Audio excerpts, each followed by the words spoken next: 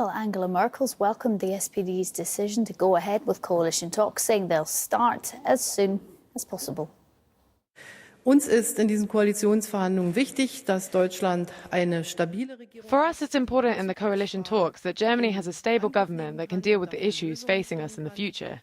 For me, the key issues include economic strength, especially the necessary changes that we need in the digital age, as the foundation for social justice and security.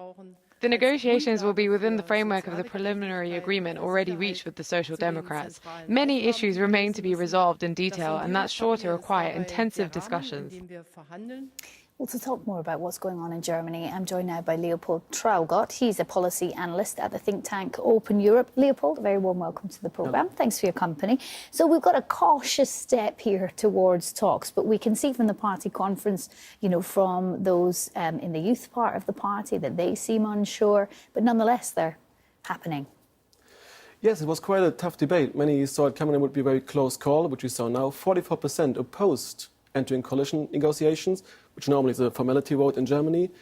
So even that the new coalition will now come into place, it will certainly be tough for the Social Democrats, since half their party opposes them being there in the first place.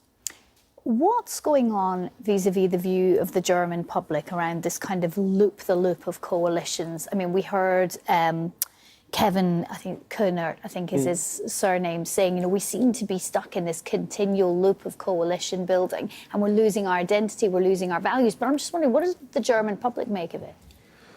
I think they partly agree that it's a worse for the Social Democrats. So obviously, over the last couple of years, have become more and more the backup support for Angela Merkel, basically support her rather than challenge her. And it's quite difficult because in the past, the Social Democrats were always a very, very large party, very decisive, important party in German politics, and have lost their standing nowadays. But also more broadly, Germans are a bit fed up with grand coalitions, obviously, because normally there should be an exception and you would have a right-wing or left-wing government.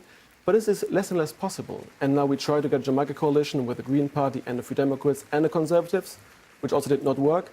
And now we're back to step one. I think Germans want a government, but they're not particularly happy about getting this one again.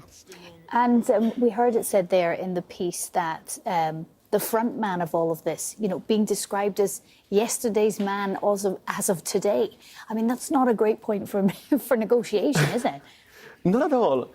I mean, Martin Schulz is under incredible pressure right now. I mean, first of all, he did a very bad election campaign. He clocked in the worst result for the Social Democrats in post-war German history. He backtracked on many promises he made, most notably the promise not to join Merkel in government once more. So it will be difficult for him to actually stay on. I mean, he may get a post now in the cabinet, which he also promised he would not do, by the way. And then he might save himself until the next leadership election.